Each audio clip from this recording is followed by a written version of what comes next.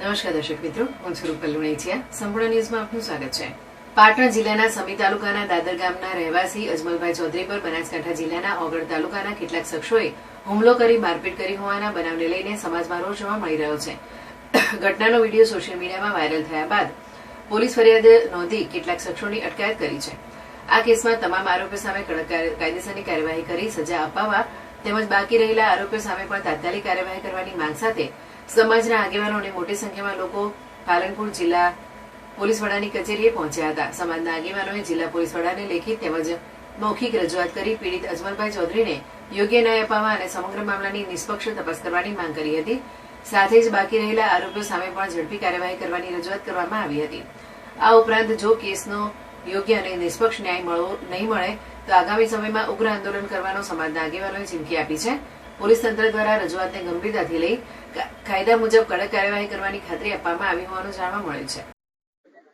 સમગ્ર સમાજ અને 18 આલમે આજે જે પ્રેમ આપ્યો છે, હું બધાને ખૂબ ખૂબ અભિનંદન અને શુભેચ્છાઓ પાઠવું છું. કારણ કે જે પ્રકારે ધાર્મિક સ્થળ ઉપર જે દરેક સમાજની આસ્થા જોડાયેલી છે, ધાર્મિક સ્થળ ઉપર એક આ પ્રકારનો હિચકારો અપહરણ કરાવીને હુમલો કરવામાં આવે તે નિંદનીય છે. જે પ્રકારે અમારા ફરિયાદીએ અપહરણની ફરિયાદ લિખિતમાં આપી અને એ મુજબની 5 દિવસ પછી ફરિયાદ લેવામાં આવે છે અને જે લિખિત પ્રમાણે જે અમારી ફરિયાદ હતી પ્રમાણે ફરિયાદ ન થતા ફરીથી આક્રોશ જોવા મળ્યો. આખા ગુજરાતે જોયું છે. કારણ કે ખૂબ એ પ્રકારનું જે એમના ઉપર અત્યાચાર ગુજારવામાં આવ્યો છે.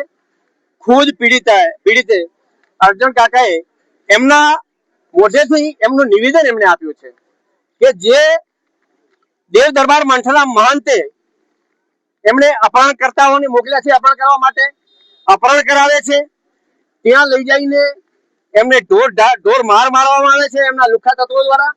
પછી દોરો બોધવાની વાત થાય, આપણે બધા વિડીયો જોયા છે. વિડીયો જે મારનાર લોકોએ જ ઉતારેલા વિડીયો છે અને એમાં ચોખ્ખું કહેવાય દોડો લાવો બોધી દઈએ રિક્ષેરમાં લઈ જઈને એ મઠના મહંતે દોડાથી બોધીને ખુદ મહંતરીએ લાકડીએ નગ્ન કરી અને એમને મારવામાં આવ્યો છે.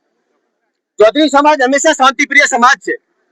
તમે જુઓ 7 દિવસથી કેટલો શાંતિ જાળવી છે. એ જ બતાવે છે કે ચૌધરી સમાજની શાંતિપ્રિય સમાજ છે. ક્યારે કોઈને વીર વિગ્રહ થાય એવું નિવેદન પણ આપતા નથી, પણ ન્યાયની અપેક્ષા તો રાખે ને.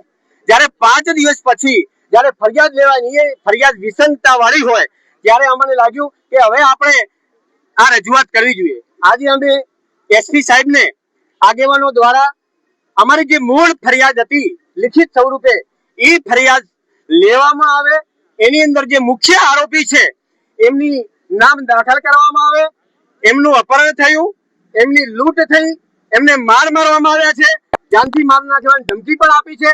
આ બધી કલમો એડ કરવામાં આવે. આમાં અમે પણ અપેક્ષા રાખીએ છીએ કોઈ નિર્દોષને સંડાવવો જોઈએ, પણ જે ખરેખર કાયદેસર જે ગુનેગાર છે એને કડકમાં કડક સજા થવી જોઈએ. જે અમારા આસ્થાના જે કેન્દ્રો છે એના ઉપર જે ગુંડાઓ બેફામ બની રહ્યા છે એ ન બને. અમારા આસ્થાનું કેન્દ્ર જળવાઈ રહે અને આવા બેફામ ચાહે સાધુ સંત કોઈ પણ આમાં સંડોવાયેલો હોય તો એને પણ કડકમાં કડક સજા થાય એવી આજે અમે એસપી સાહેબને રજૂઆત કરી છે. ખૂબ સરસ રીતે અમને આજે એમને સાંભળ્યા છે અને કડકમાં કડક કાર્યવાહી થાય. અમારી લેખિત જે અરજી છે એ પ્રમાણે એની કલમો લગાડવામાં આવે એવી અમને અત્યારે ખાતરી આપી છે. છતાં પણ અમે હજી પણ સંયમ રાખીશું અને જો અમારી જે રજૂઆત છે, અમારી જે મૂળ લિખિત અરજી સ્વરૂપેની જે ફરિયાદ છે એ પ્રમાણેની કાર્યવાહી નહીં કરે તો પછી ન છૂટકે અમારે ઉગ્ર આંદોલન કરવું પડશે અને જે કંઈ પણ જવાબદારી બનશે એ સરકારની અને પોલીસ તંત્રની રહેશે.